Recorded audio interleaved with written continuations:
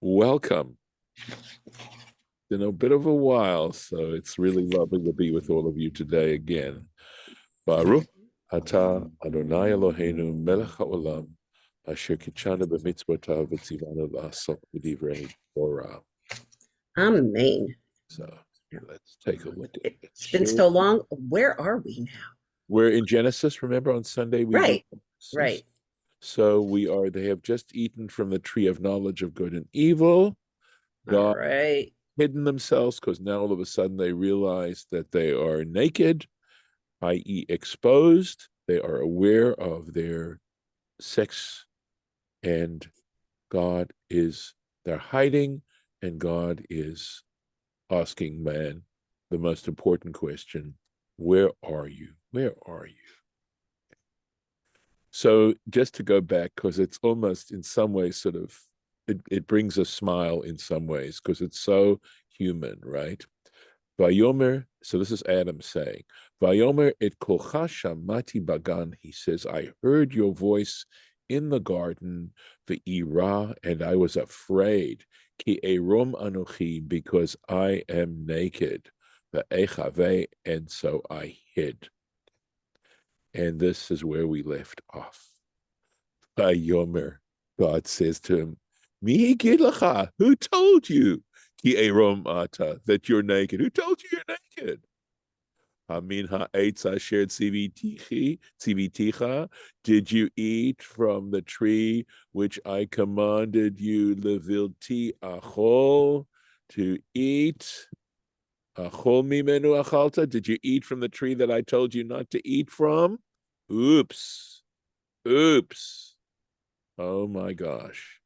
Just the question that he didn't want to hear, the whole thing that he was afraid of.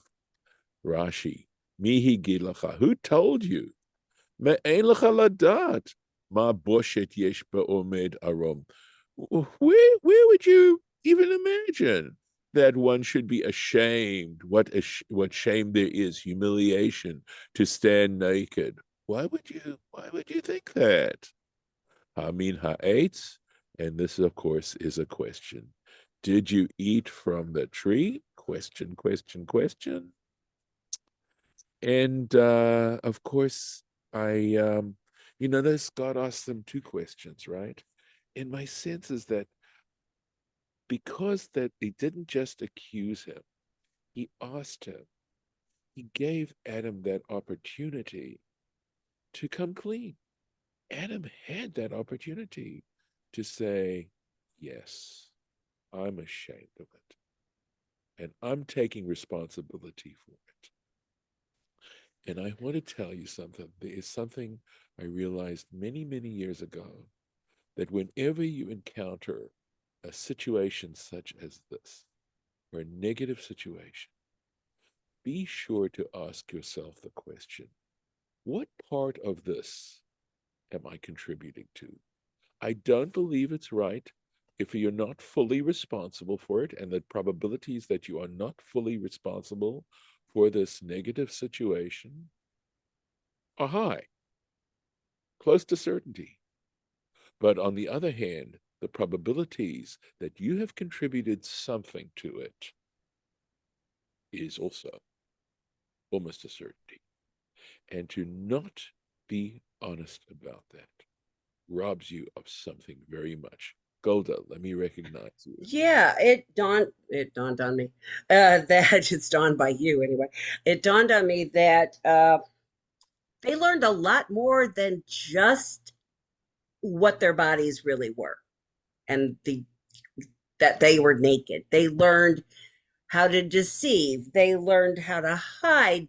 They learned how to do a whole lot of things that you do when you are more aware of your circumstances and surroundings, I guess, and what's going to happen to you if somebody finds out. So let me respectfully disagree and say that the one thing that they really weren't aware of, that they had all these other human qualities. They were intelligent. Look, they had named things, right? Hmm. But because they were immortal at the time, And the Torah is dealing with something really, a few, many, very profound and fundamental issues right here at the beginning. And human nature is human nature, but their ability to lie, their ability to look for excuses, etc. If you think about it, when we do that, when we don't look at ourselves, we are acting like children. Maturity is the ability to look at yourself and discover who you are and be as truthful as possible. And so you could say that that kind of behavior, even today, when we're not willing to look at ourselves and say, what did I contribute to this situation that I did wrong? What was the mistake I made? That is remaining a child. And that Okay. it actually shows maturity is the ability to face up to yourself.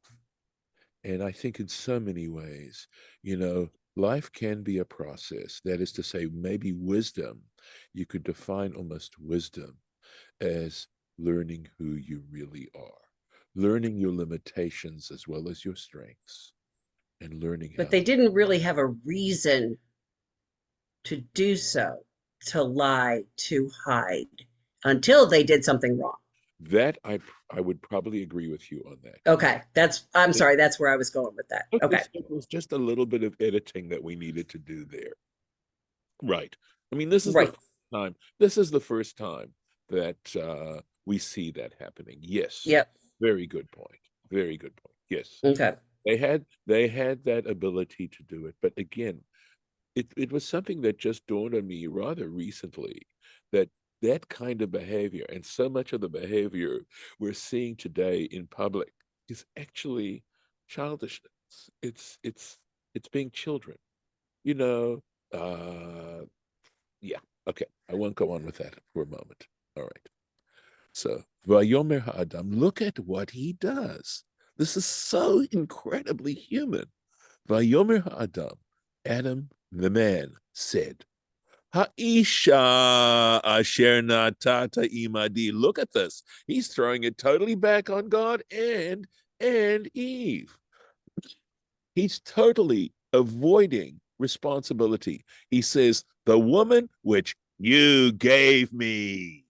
He not nali min ha'etz. She gave from me. She gave me from the tree, and I ate. I'm innocent. You gave. If you hadn't given me the woman, this never would have happened. Boy, does this have echoes through eternity, doesn't it? Oh my gosh. Blaming God, not looking at himself. And look at this. Look at how so publicly, look around you, read the news, it's there. And it's such a shame. Look how far we've come. Look at all the sophisticated stuff we have. We are accomplishing things. We are doing things now that 100 years ago they never even imagined.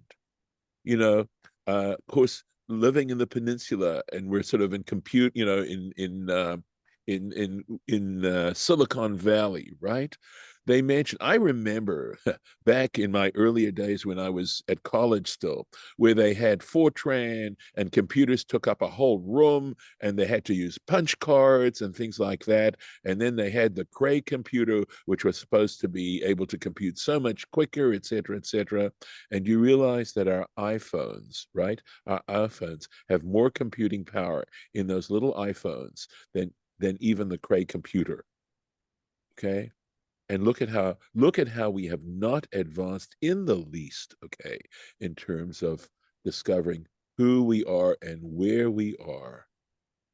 And it's incredible. It's incredible. Look at the Rashi. Asher natata imadi. Rashi's a lot kinder than I am. Right, which you gave me.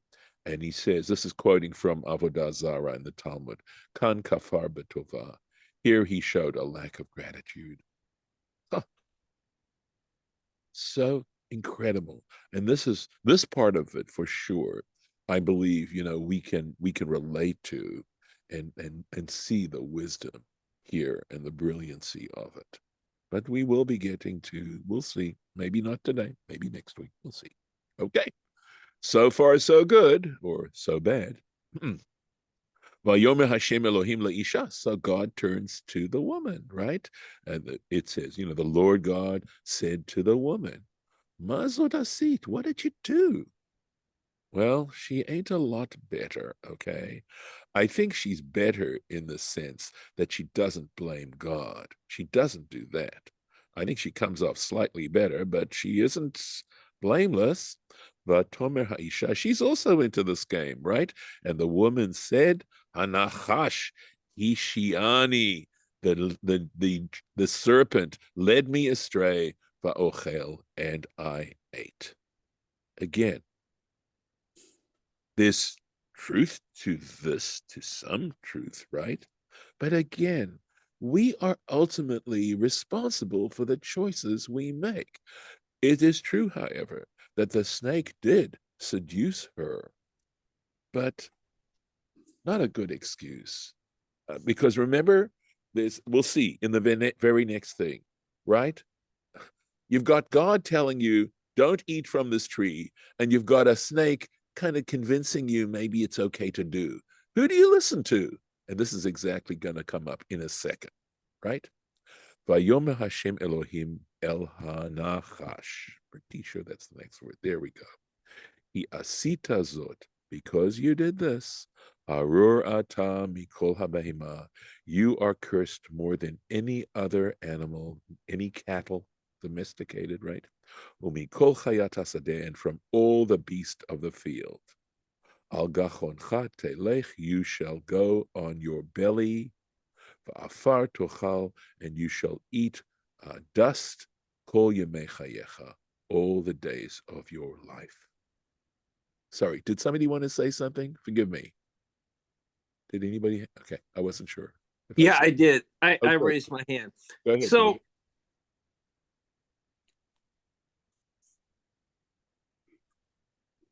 yeah, are you still there? I'm not hearing you. okay, I'm back on mute. Okay, now I'm unmuted. So Okay. this whole thing kind of, makes me think, okay, what is the whole point here is really, it's about fault, right? So what is the purpose here of finding fault, right? Because when we look at actions like this, we're trying, you're right, like, I mean, Adam wasn't very good, Eve wasn't much better, right? But what is the purpose, or what is the lesson that God is trying to create out of this in terms of finding fault, right? Because you're what you said earlier was true. Are you 100% blameless in a situation? Probably not. Did you contribute it? Probably you did. But then again, what is bringing fault here, and then bringing accountability? What is the ultimate purpose of that, right? Because in modern times, when we bring fault and accountability, is basically for people to compensate, right? Whether they compensate monetarily, emotionally, whatever the compensation turns out to be. And somehow out of that, maybe, there's some sort of, ability, relief on the part of the party that's been wrong. So, but that doesn't seem like it makes a whole lot of sense back in biblical times. So, but maybe I'm going off on a wrong tangent, but I'm just trying to understand. You see where I'm going with this, right? I hope I do. Well, you'll see if I do by the answer I give you, right? So it's not talking about justice here, okay? I Right. think as you talked and discussed, where wrongdoing takes place, whether it's accidental, because sometimes it is, okay? Sometimes it's a lack of responsibility. It's a whole different kind of case. Here, I believe the lesson is that if we look at the world, look at the wars, look at the terrible way people have treated one another because of their self-justifications. And I think it all goes down to our own personal relations, that there's a foundational issue going on here in terms of getting along, right? I think of of that wonderful line from Oklahoma, from the musical Oklahoma, where you've got the cowboy and the plowman, right, should be friends, etc. And you've got this competition. And I don't know if it's what's her name? Aunt Ella, is it Aunt Ella? She's a wise woman. She's been around. And she says a line that I think is echoes from me and says, why can't we all just get along? Well, this is the reason we don't get along. Because when somebody isn't willing to admit what they have contributed, when you're not willing to admit and look at what you've contributed to the situation, inevitably what you do is insult the other person, and you hurt the other person, and you throw gasoline on the situation, you rub salt in the wounds. And if you're talking about two people, I mean, everyone needs to play this game, right? You can't have one person who's willing to do this and the other person who isn't willing to do this. We're talking about human relations here. And the truth is, I mean, we encounter these difficult situations. And yet, if you're willing to listen to what the other person is saying, if you're willing to calmly, instead of being defensive, instead of being insulting, et cetera, instead of looking for excuses, you sort of listen and you say, you're right, it's true. And let's talk about that. But I also want to talk about, how I felt, in terms of what you did. And for both sides to be willing to do that. This isn't that situation. God told them, puts them in the world, creates them, does all this stuff for them, tells them, you can eat from all the trees, just one tree you can't eat from. And guess which one human beings eat from? By the way, this is almost like, I think, I'm trying to think, is it the Rubaiyat of Omar Khayyam, I think, where he basically says, you did put the tree there, and there is that element within Jewish tradition as well, that questions whether or not, in fact, God wanted human beings to eat this tree. Yeah, that was going to be my question at the end of the day, because I didn't put that one in here. I was wondering why God put that tree there in the first place, right? If he didn't intend for, Well, yes, maybe yes, and maybe also what the Torah is saying is it's true. We're not perfect. We're not perfect. We are tempted. It's the old story about the one thing you're not allowed to do. What's the thing you're going to want to do? The one thing you're not allowed to do. All right. But when you make those mistakes, and we all make those mistakes, you still have an opportunity to grow. You have an opportunity. Actually, think about this. Had Adam not blamed Eve, had Adam not blamed God, had Adam said, Lord, I stand accused and I stand guilty. I'm guilty. That is nobility. That is nobility. But the problem is, so many people, it seems to me, don't recognize nobility, which is not making excuses and not trying to blame everybody else for, and there's a wonderful statement that I read many years ago, which I've remembered because I think it's so delightful, right? To err is human. To put the blame on everyone else is even more human. Yeah. So do you think that if they had owned up to it right away, they might have stayed in the garden a little while longer? They might have. I don't know. I don't have the answer. I know, right? I mean, I don't. let's But rewrite everything and see what happens.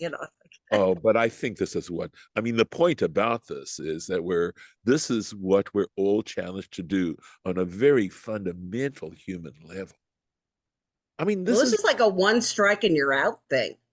Well, yeah. Yeah. I mean, But it's clear start. Yeah, right. And that's not to say that everything happens like that. But remember the consequences here. You can't, they were immortal. Okay? But there is a point here, and this is the beauty, and this is the issue that has come crushing in on my mind, okay, is that they are still not forbidden. They were not initially forbidden to eat from the tree of life. Remember, there are two trees. We tend to get all caught up in the tree of knowledge Right. of good and evil, and we forget about the tree of life, which is immortality. And the reason why they are not forbidden to eat from the tree of life is because they are immortal to begin with anyway. They can eat from that tree. Who knows? They may have been eating from that tree all the time. But it is only after they eat from the tree of knowledge of good and evil that they are not forbidden. They're chased out of the garden so that they can't. That's what God says. You see, he doesn't say they're not allowed to do it. So they do have an opportunity to regain immortality. And this is a secret, I almost would say, but it's one I spoke yesterday about the fact that we don't believe in immortality. So many of us don't believe in immortality. And not only do we not believe in immortality, we don't even care. We think of immortality as somewhat of an irrelevant subject. And I think that is a huge tragedy.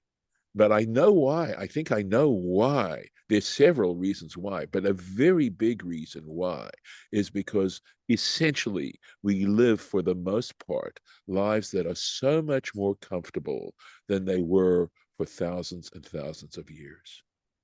And the kind of relative comfort that people lived in was that was limited to a very few chosen few, and it's much more democratic now.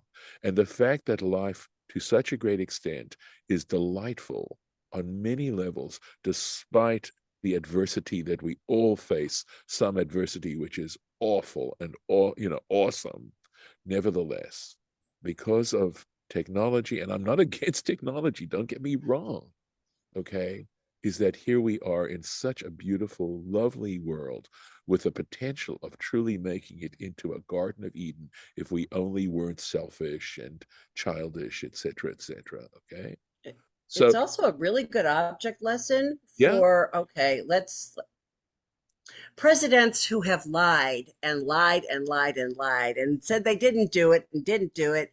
And then it turns out that they did it. And it was so much worse for the waiting instead of just owning up to it at first and saying, yeah, I did it. Let's move on. Golda, I have not succumbed to the temptation of going in that direction. I know, but I had to. I'm To sorry. use Let, the And I didn't expression say of which one because they all do it. I, So, well, I'm sorry, I don't put them all in the same heap. They don't. yeah. Let me say this. I Some are did worse than not go others. down that rabbit hole. I do not want to go down that rabbit hole. Yeah, Yeah. as they Some say, are less kosher than others, is yeah, where we're and going to go with that. but yes. Okay, not only that, but there's a statement that is in the tradition that says "Hamaskil Yavin," meaning the enlightened one will understand. In other words, it precedes something that you don't say.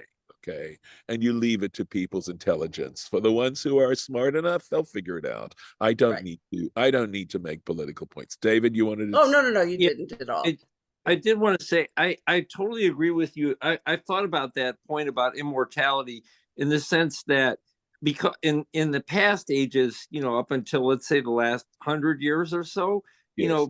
people's lives were hard enough that I Yes. think they Oh, thought about immortality because that was that was basically a better life, right? But now because of what we do have and what you've pointed out, people probably don't think about that because they already experience a good life, so to speak, or at least more people experience that than in correct. the past, than 1,000 years ago, or Or whatever time 100 you years want. ago. Yeah. Pardon? Yeah. Yeah. Oh, Yeah, incidentally, what do you think the appeal was of Christianity and right. Islam? Their, All of those, yes, their great appeal was the promise of immortality. right. And And now yeah, go it's ahead. yeah, but now we don't, people almost look at, I mean, you could say this too, is that almost, okay, we don't live in a perfect world, but it gets closer to what you see as the Garden of Eden in that sense of, comfort, enjoyment, fulfillment, and all those things than we've ever had in the past, right? I mean, as long as we don't take ourselves out of it. But Yeah. that's, yeah, I I totally agree with that. And how do you motivate people then to come back in the other direction, you know? Well, yeah, that's the $1 million, or should I say the multi-million-dollar question. But let Yeah, me, I want to yeah, make one. I need to finish the point though that I'm making. sorry. No, no, no, not at all.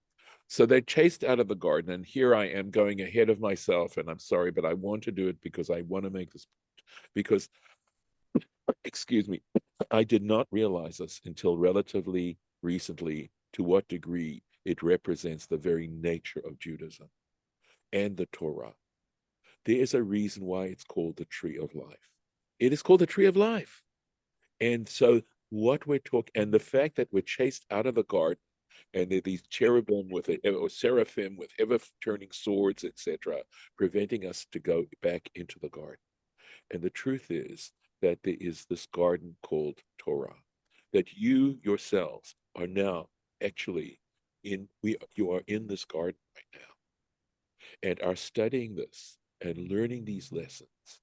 Actually, the Torah is trying to teach us in a variety of ways through 613 mitzvot the way to gain immortality.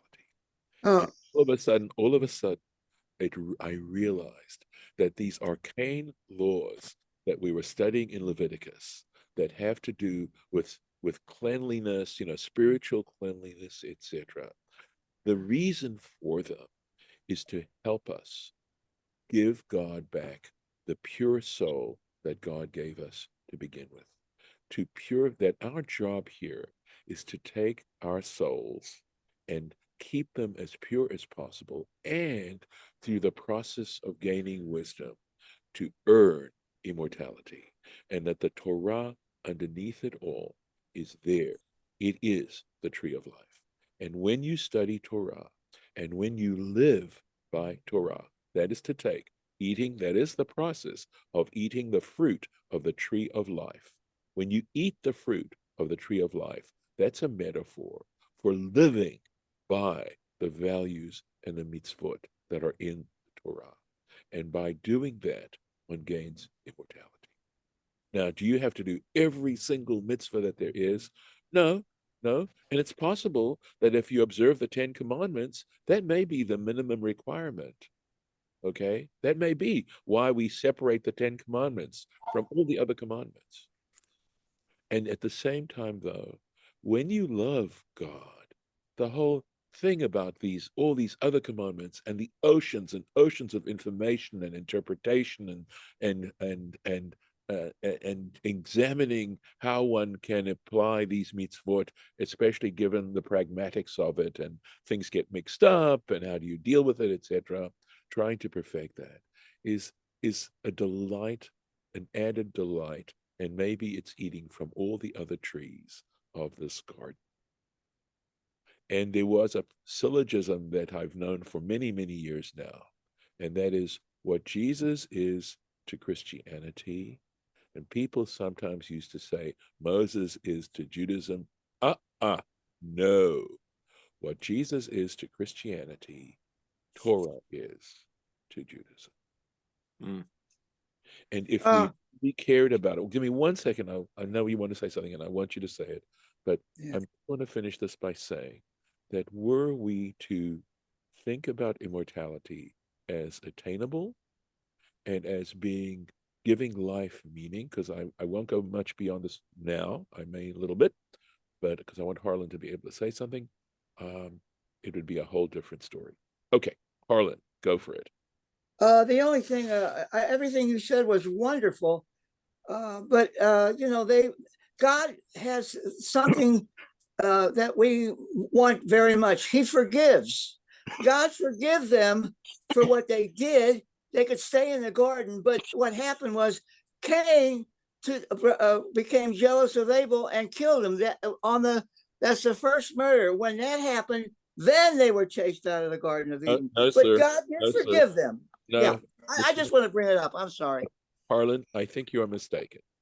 Okay, go back, look at the Bible, and because Cain wouldn't have even been around, okay, it is only after they are out of the Garden of Eden that Adam and Eve cohabit and have 2 children.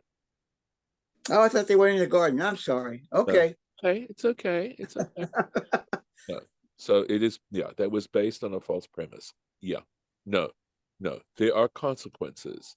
And it isn't that God, and I'm saying it's possible that God would have forgiven them had they faced up to it to begin with.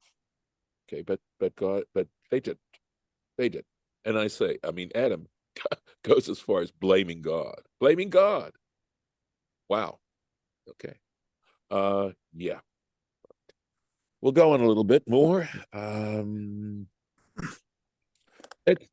some ways, the tragedy, and it's going to come out a little later on in the Torah text itself, with the story, Harlan, of Cain and Abel, okay, um, is that it seems capable, that we're capable of doing this.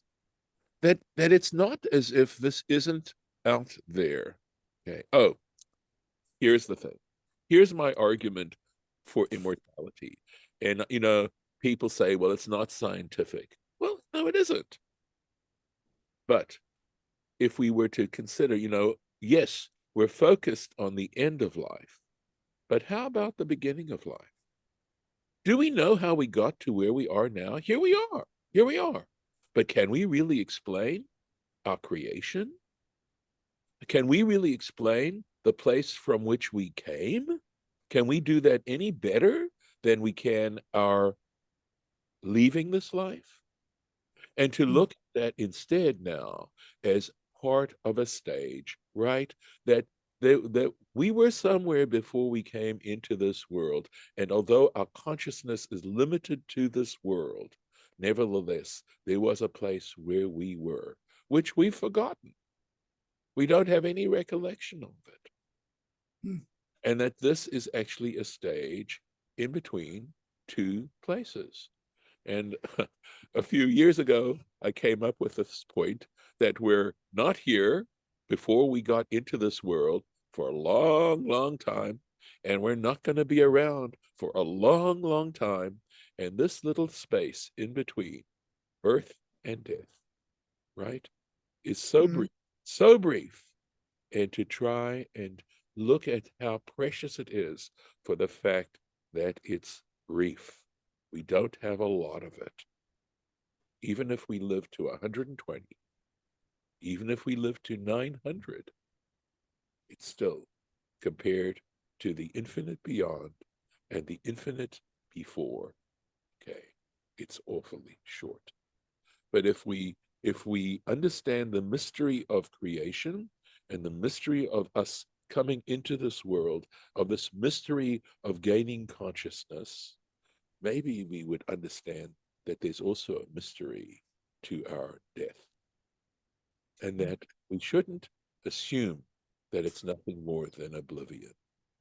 And frankly, I know, I can go on and on, and I'm going on and on and on, but also, um, gosh, to realize and to live life in a very different kind of way, if in fact we knew that there was an incredible reward, for want of a better term, that is beyond this life. And we take a very, and also to know that there are consequences to our behavior. And of course, we see some consequences now. At least I can only speak for myself and say that I have seen many of the consequences of my bad decisions. But this is this great laboratory, okay, that in which we take our souls and decide what we're going to do with them and how we're going to live our lives. And we're going to find out where we are. Ayeka, where are you? What purpose do you have? What purpose does life have? Well, I think the purpose of trying to perfect yourself, trying to look at your life, trying to learn from your mistakes, is such a wonderful, wonderful purpose. And then on top of it, we have music and art and literature and nature. I mean, I'm just starting to list the other things that make life so, so amazing. So, and here it is. Here it is. This incredible metaphor that we're reading here.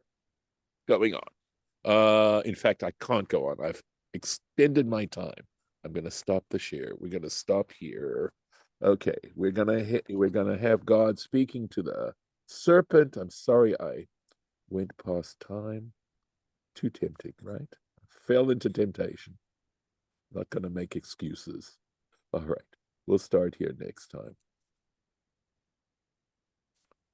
And I'm going to stop the share. Yeah. Okay. Well, I hope you had fun this morning. That's what it's all about, right?